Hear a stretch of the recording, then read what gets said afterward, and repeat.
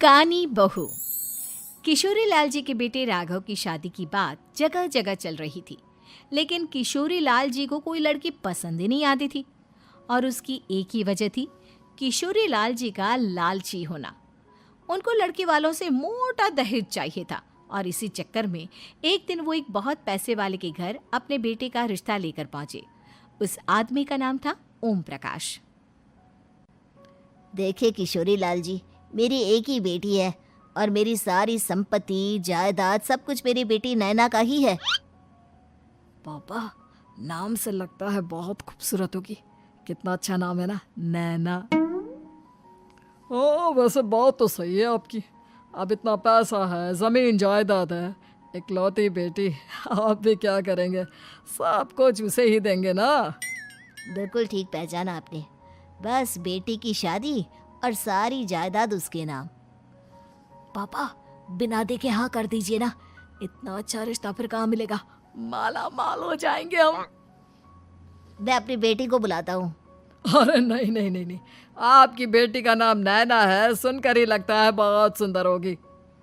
रहने दीजिए अंकल, मैं तो आपकी बेटी के नाम से ही इतना खुश हो गया हूँ कि उसे बिना देखे शादी करने को तैयार हूँ। अब तो मैं उसका चेहरा सीधे शादी के बाद ही देखूंगा। और इस तरह राघव नैना का चेहरा नहीं देखता और उससे शादी कर लेता है। शादी के बाद अपनी सुहाग रात पर जब राघव नैना का घूंघट उठाकर देखता है तो नैना की आंखें बंद थी। कितनी खूबसूरत हो तुम नैना, जरा अपनी आंखें खोलकर मेरी तरफ देखो तो सही। नहीं, मुझे शर्म आती है। अरे, मैंने तुम्हें शादी से पहले भी नहीं देखा, और अब अगर तुम आंखें खोलकर मुझे देखोगी भी नहीं तो मुझे अच्छा कैसे लगेगा? इससे पहले कि नैना अपनी आंखें खोलकर राघव की तरफ देखती, अचानक से लाइट चली गई और राघव नैना को पूरी तरह से देख भी नहीं पाया। अगली सुबह नैना राघव के लिए नाश्ता बनाकर लेकर आई। अरे ये क्या, आधा पराठा सीका हुआ है और आधा बिल्कुल कच्चा। ये तुमने क्या किया नैना? बहू, तुमने क्या आधा पराठा तवे से नीचे लटका कर रखा था, जो आधा सिका है और आधा कच्चा? मुझे जितना दिखेगा उतना ही तो सीखूंगी ना पापा जी। जहाँ जहाँ मुझे नजर आ रहा था वहाँ मैंने सीख लिया, जहाँ जहाँ नहीं दिखा वहाँ कच्चा रह गया होगा। इसका क्या मतलब है? ये कैसा मजाक कर रही है तुम? अरे बहू, तुमने इतना लंबा घूंघट क्यों लगाया हुआ है? देखो, हमारे घर में बहुओं को बेटी की तरह रखा जाता है, और फिर तुम तो इतना सारा माल लेकर आई हो। देखो, ये घूंघट डालकर रखने की कोई ज़रूरत नहीं है। हाँ नैना, पापा जी ठीक कह रहे हैं, तुम तो आराम से रहो, अपना ही घर समझो। नैना अचानक से अपना घूंघट उठा लेती है। अरे ये क्या पापा, नैना की तो एक आंख फूटी हुई है। नाम से नैना, लेकिन ये तो कानी बहू निकली।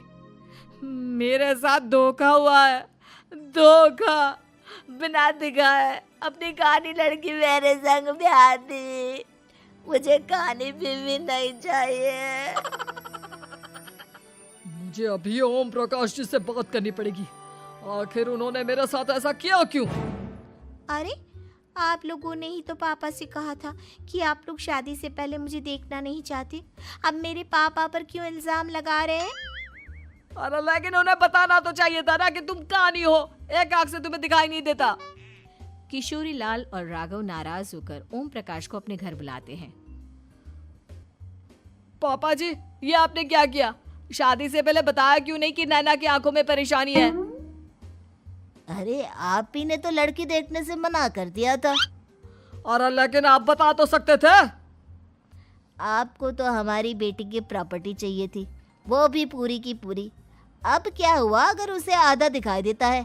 प्रॉपर्टी तो आपको पूरी मिल गई ना। अरे ये क्या बात हुई?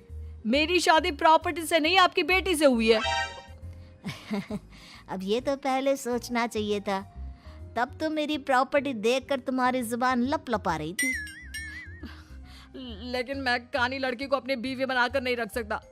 पापा, कुछ करिए ना आप। हाँ, करता हूँ। देखिए ओम प्रकाश जी, आप हमारे साथ ऐसा नहीं कर सकते। और तुम देखो, अगर तुमने मेरी बेटी से शादी तोड़ी ना, तो जो भी प्रॉपर्टी मैंने तुम्हें दी है वो तो पूरी की पूरी वापस ले ही लूँगा, और आधी प्रॉपर्टी तुम्हारी भी लूँगा। अरे मेरी आधी प्रॉपर्टी भला क्यों लेंगे आप? इसलिए क्योंकि मेरी बेटी को आधा नज़र आता है और उसकी नज़र अभी तक तुम्हारी आधी जायदाद पर ही पड़ी है। अब तुम उसे घर से निकालोगे तो कुछ तो लेकर जाएगी ना। और अगर हम आपकी बेटी को अपने घर की बहू बना कर रखे तो? तो तुम्हारी पूरी प्रॉपर्टी तुम्हारी ही रहेगी, और जो मैंने तुम्हें दिया है ना, उसमें से बस मैं आधा लेकर जाऊंगा। अरे लेकिन अब आप अपनी दी हुई प्रॉपर्टी में से आधी वापस क्यों लेकर जाएंगे? अगर मैं आपकी बेटी को अपनी पत्नी बनाकर रखने को तैयार हूं तो? इसलिए ताकि भविष्य में अगर तुम मेरी बेटी को धोखा दो तो उसके पास कुछ तो रहे जो पति का हो। वैसे मेरे पास तो बहुत कुछ है, लेकिन अपने पति की कोई निशानी तो उसके पास होनी चाहिए ना। अब अगर तुमने मेरी बेटी को कानी कहा तो तुम्हें प्रॉपर्टी भी कानी ही मिलेगी, पूरी नहीं। जमाए राजा।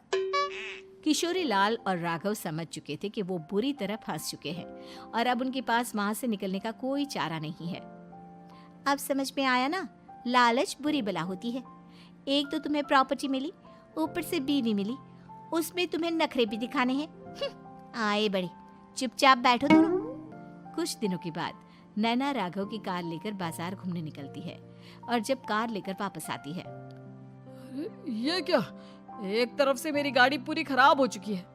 लगता है तुमने मेरी गाड़ी को किसी दूसरी गाड़ी के साथ एक्सीडेंट किया है। अरे अरे कितना बड़ा नुकसान कर दिया तुमने बहू। वो क्या है ना पापा जी, मुझे एक आंख से दिखाई नहीं दे रहा था, सामने से गाड़ी आ रही थी। मुझे तो सिर्फ आधा ही दिखाई दिया और वो गाड़ी मेरी कार से रगड़ते हुए निकल गई। अब मैं क्या करूं बताओ? आप इसे ठीक कराने के पैसे कौन देगा? तुम्हारे पापा? तुमने मुझसे इस तरह से बात की? अभी रुको। नैना राघव की शिकायत ओम प्रकाश को कर देती है। देखो राघव, अब जो मेरी आधी प्रॉपर्टी तुम्हारे पास थी ना, उसमें से आधी और मैं लेकर जाऊंगा, क्योंकि तुमने मेरी बेटी को डांटा।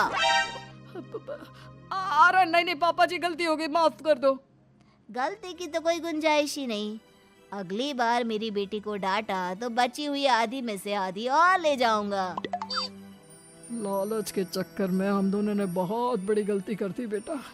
एक तो तुम्हें कानी बहू मिली और ऊपर से जो माल मिला वो भी काना। इस तरह राघव की हर एक गलती पर ओम प्रकाश उसकी प्रॉपर्टी का आधा आधा हिस्सा लेकर अपना सारा माल वापस ले गया और राघव को कानी बीवी से काम चलाना पड़ा। भाई लालच वाकई में बुरी बला है।